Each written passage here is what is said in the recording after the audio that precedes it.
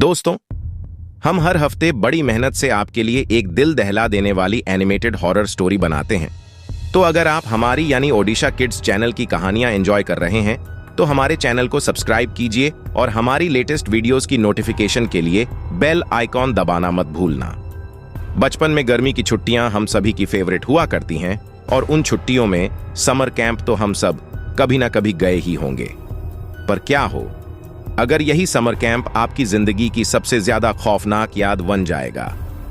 यह घटना जॉर्ज के साथ 2010 में हुई थी, जब वो 14 साल का था और वो अपने शहर से दूर पहाड़ों में एक समर कैंप के लिए गया था। समर कैंप की कैंप साइट उसके नाना नानी के घर के काफी पास थी, इसलिए वो कैंप शुरू होने से पहले कुछ दिन के लिए वहीं चला गया। उसके नाना ने कैंप के ऑर्गेनाइजर से बात कर ली थी कि वो जॉर्ज को बीच रास्ते से ही पिक कर लें। कैंप ऑर्गेनाइजर ने जॉर्ज के नाना को एक स्पॉट बता दिया जहां से वो लोग जॉर्ज को पिकअप करने वाले थे। जॉर्ज और उसके नाना उस लोकेशन पर पहुंच गए, लेकिन वहां कोई बस नहीं थी। उन्होंने कैंप ऑर्गेनाइजर को कॉल किया और उसका phone out of network area था।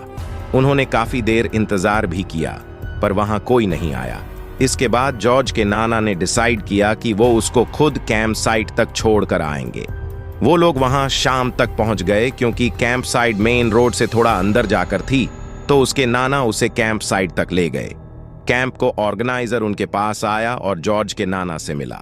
जॉर्ज के नाना ने कैंप के ऑर्गेनाइजर को जॉर्ज को पिकअप ना करने के लिए खूब सुनाया, लेकिन वो ऑर्गेनाइजर कुछ बोला नहीं। उसके बाद जॉर्ज के नाना जॉर्ज को कैंप में छोड़कर वहां से वापस लौट गए।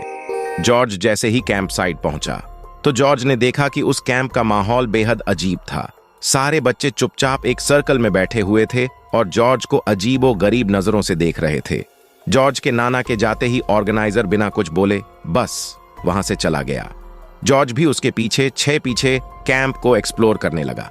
उसने देखा कि एक टैंक पर उसका नाम लिखा था, तो जॉर्ज ने अपना सामान उस टैंक में रखा और बाहर सबके साथ आकर सर्कल में बैठ गया।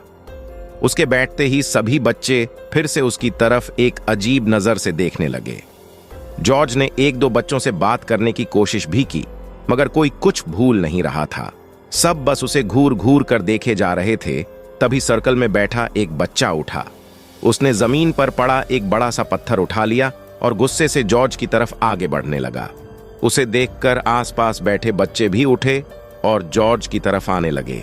सबके चेहरों पर बेहद गुस्सा था। जॉर्ज देखकर बहुत डर गया। वो बार बार कैंप के ऑर्गेनाइजर को आवाज लगाने लगा। जब इतनी बार बुलाने पर भी ऑर्गेनाइजर नहीं आया, तब जॉर्ज वहां से तुरंत उठा और भागकर अपने टैंक में छोड़ दिया। अचानक ही जॉर्ज के टैंक के बाहर बिल्कुल शांति छा गई, जैसे कि वहां कोई हो ही ना गया। अचानक से शाम पूरी तरह ढल गई और रात के अंधेरे ने उस कैंप साइट को चारों तरफ से घेर लिया। तभी जॉर्ज को दिखा कि कुछ ही दूरी पर एक लड़की जमीन खोद रही है। जॉर्ज हिम्मत करके उसके पास गया। जॉर्ज ने उससे बात करने की कोशिश की, लेकिन उन्होंने कि बस पागलों की तरह जमीन खोदे जा रही थी।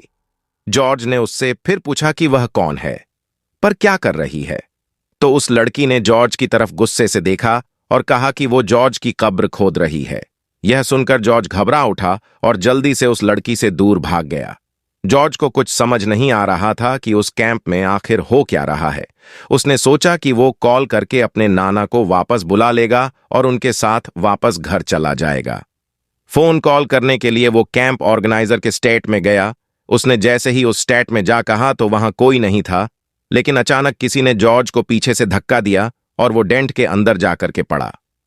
जब जॉर्ज ने मोड़कर देखा तो उसके होश उड़ गए। उसके सामने वही टेंट का ऑर्गेनाइजर था और उसके साथ कैंप के 24 बच्चे खड़े थे। उनका हुलिया बहुत ही ज्यादा डरावना लग रहा था।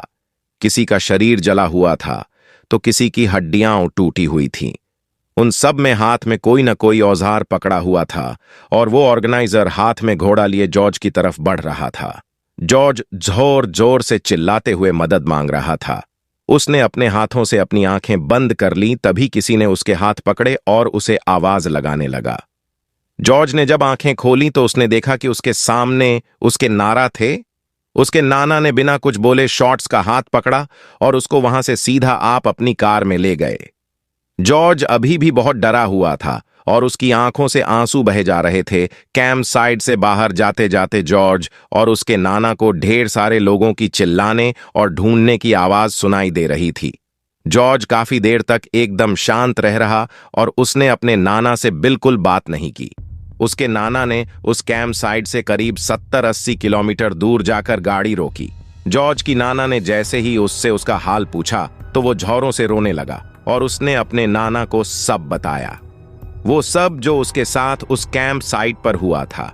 उसके नाना ने उसे शांत किया और जॉर्ज को गले लगाकर उसे एक ऐसी बात बताई जिसे सुनकर जॉर्ज का दिल दहल गया।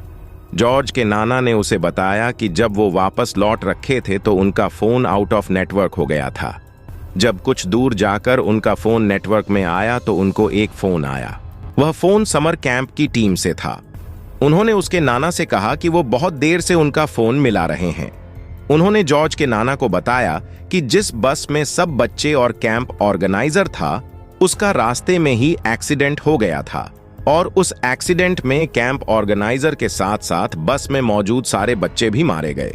उस फोन कॉल के तुरंत बाद जॉर्ज के नाना जी फौरन ही जॉर्ज को उस कैंप से वापस लेने आ गए।